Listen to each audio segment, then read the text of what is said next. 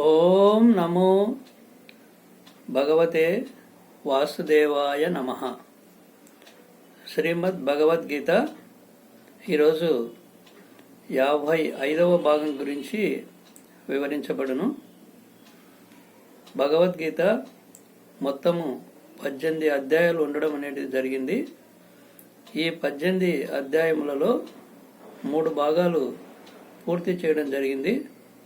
ఈరోజు జ్ఞానయోగము 4వ అధ్యాయం గురించి వివరించబడును.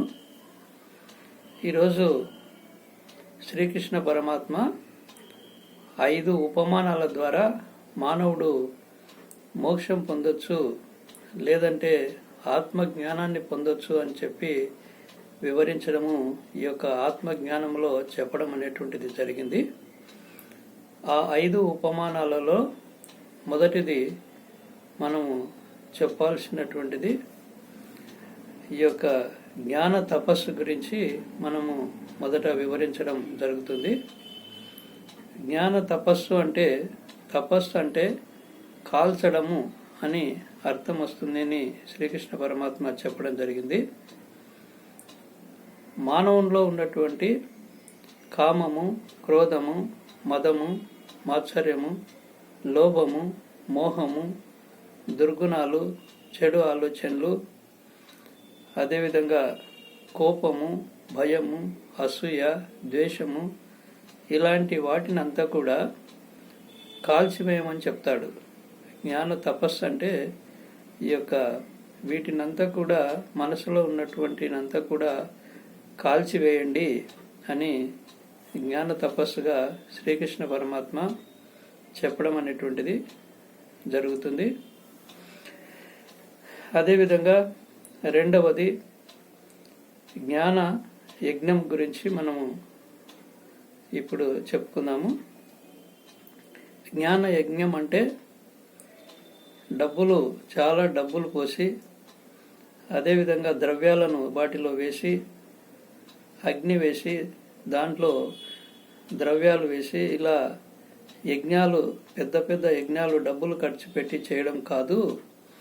యజ్ఞం అంటే మరి శ్రీకృష్ణ పరమాత్మ చెప్పేటువంటి గీతా యజ్ఞము, ఇలాంటి వాటిని యజ్ఞంగా చేయండి.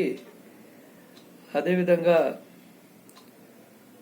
గురువుల దగ్గరికి పోయి పరిప్రశ్నతో వాళ్ళతో ఉండి ఇలాంటి గీతా యజ్ఞాలు చెప్పించుకోండి అని శ్రీకృష్ణ పరమాత్మ చెప్పడం అనేటువంటిది జరుగుతుంది. ముఖ్యంగా గురువుల దగ్గరికి వెళ్ళి మోటుగా అడగొద్దు, మోటుగా ప్రవర్తించొద్దు. వారి దగ్గరికి వెళ్ళినప్పుడు 8 అంగాలు వాళ్ళ పాద కమలాలకు తాకే విధంగా సాష్టాంగ నమస్కారం చేయండి. 2 కాళ్ళు, 2 చేతులు, అదేవిధంగా మరి ముక్కు, ఇలాంటివన్నీ కూడా అన్ని సాష్టాంగ నమస్కారం చేసి అన్ని అంగాలు నేలకు తాకి వాళ్ళను మొక్కినట్లయితే, గురువులను గౌరవము, వినయము, విధేయత చూపించినట్లయితే ఇలాంటి గీతా యజ్ఞాలు ఎన్నో వారు చెప్తారు. అనుభవం ఉన్నటువంటి గురువుల దగ్గరికి వెళ్ళండి. వారి దగ్గర ఇలా గౌరవంతో ఉన్నట్లయితే వారికి ఉన్నటువంటి అనుభవం వలన వారి గీతా యజ్ఞం లాంటివి మానవులకు దారపోస్తారు. ఎన్ని డబ్బులు ఇచ్చినా ఇలాంటి జ్ఞానాన్ని మనం పొందలేము. ఈ ప్రపంచంలో ఉన్నటువంటి అన్ని జ్ఞానాల కంటే కూడా, అన్ని చదువుల కంటే కూడా ఆధ్యాత్మికమైనటువంటి జ్ఞానం గొప్పదని చెప్పేసి శ్రీకృష్ణ పరమాత్మ చెప్పడం అనేటువంటిది జరిగింది. ఈరోజు మనము ఈ జ్ఞాన యోగంలో ఉన్నటువంటి జ్ఞాన తపస్సు, జ్ఞాన యజ్ఞం గురించి చెప్పుకోవడం జరిగింది. ఈ చెప్పినటువంటి ఈ భాగాలన్నీ కూడా శ్రీకృష్ణ పరమాత్మకు మరియు శ్రీ శ్రీ విద్యాప్రకాశానందగిరి స్వాముల వారికి మనం అంకితం చేసి చెప్పడం అనేటువంటిది జరిగింది. ఈరోజు 55వ భాగం మనం పూర్తి చేయడం జరిగింది.